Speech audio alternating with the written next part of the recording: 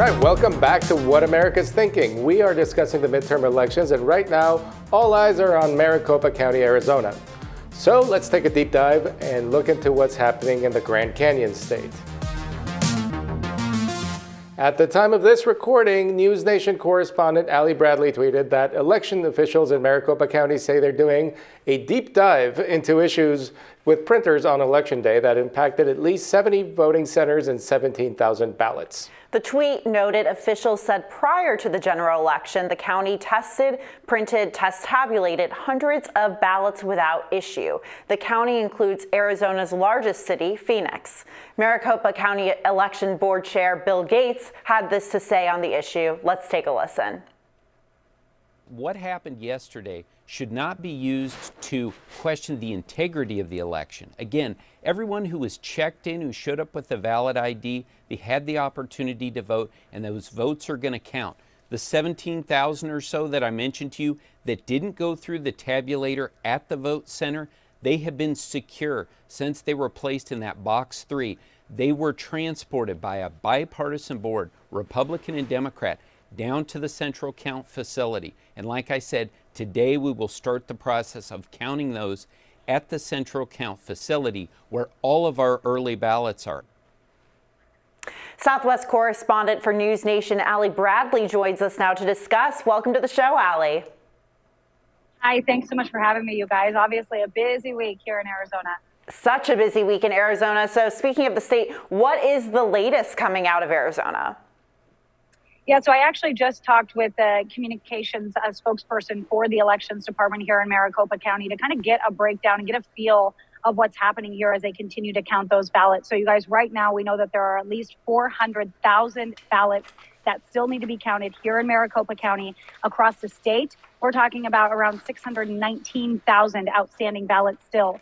So I asked her about those tabulator machines and what that meant for voters and if it really had an impact on the process here. And she just explained it to me that, you know, we're looking at millions of ballots here in the state. We're looking at 1.5 million in Maricopa County alone that voted early. And so when you're looking at these ballots, 17,000, they matter because they are votes. They matter. They were secure, all of those things. But she says that those will be counted today and those will be counted tomorrow, and that those are removed from that box and moved to that central tabulating center, which you just heard Bill Gates talk about.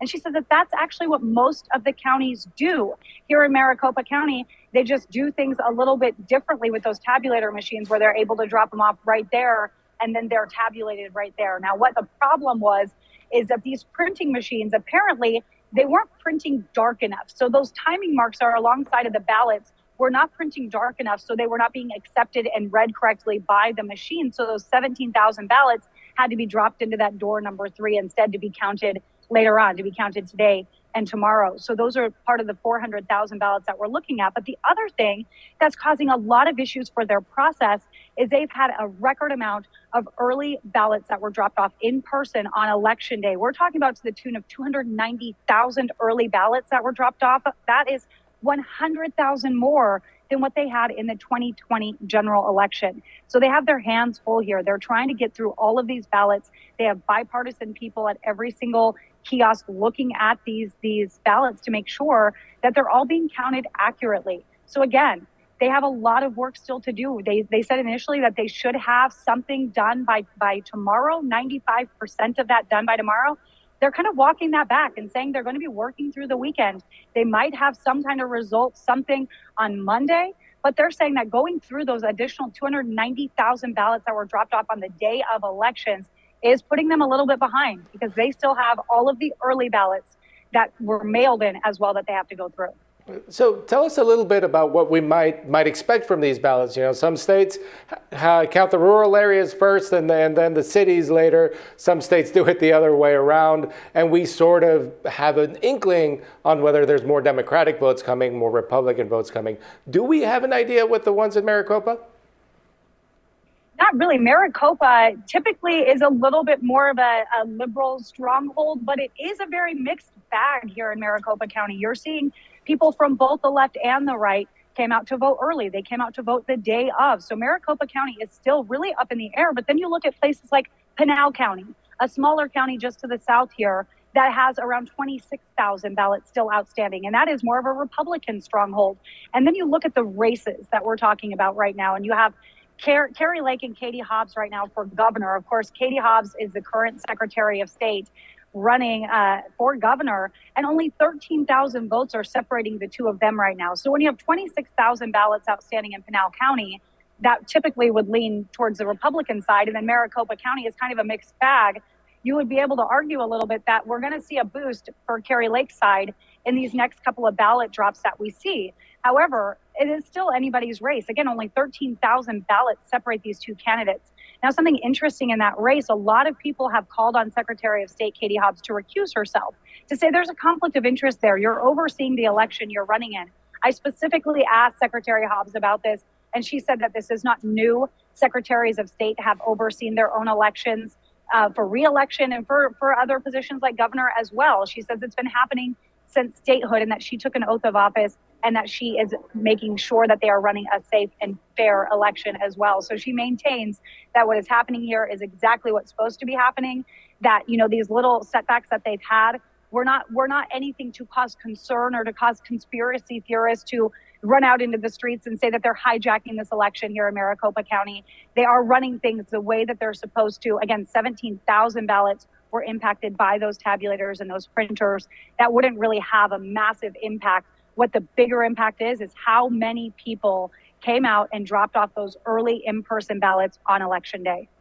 Allie, we know that former President Trump used the election results in Arizona in 2020 to really promote his unfounded claims that he actually won the presidential election 2 years ago. And then, of course, there are candidates on the ballot in Arizona, including Carrie Lake, who have, sowed doubt in the election process in the state and across the country.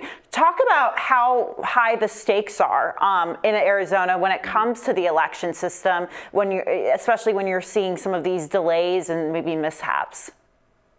Yeah, you're exactly right. The integrity of our democracy, our democratic process, gets questioned and gets called into question in situations like this. And it's almost like people are just reaching for something to latch onto here in Maricopa County to say there are issues, right? To bring it back to the forefront, because we know Maricopa County was in national headlines in 2020 in part because of then President Donald Trump. And you had protests and you had riots, and there's fencing all along this election center now that wasn't here before because of those situations. So when you have people like Carrie Lake saying that President Donald Trump won the 2020 election, you have candidates like Lake Masters running for the Senate saying that Donald Trump won the 2020 election, and both of them saying that one of the things that they will work on is reforming the elections here in Arizona.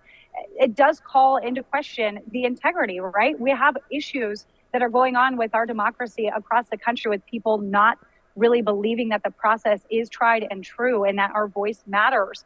And so when you have people on these platforms that are coming out saying that the election is rigged and that there are problems and, oh, here we go again, that's going to sow doubt. That's going to kind of stoke that chaotic fear that people have, that their vote didn't count and that their vote didn't matter. And you have people like Abe Hamadeh, who is running for Attorney General here, who has been, tweeting very frequently about these elections and not understanding why other places have been able to tabulate their votes and tally their votes.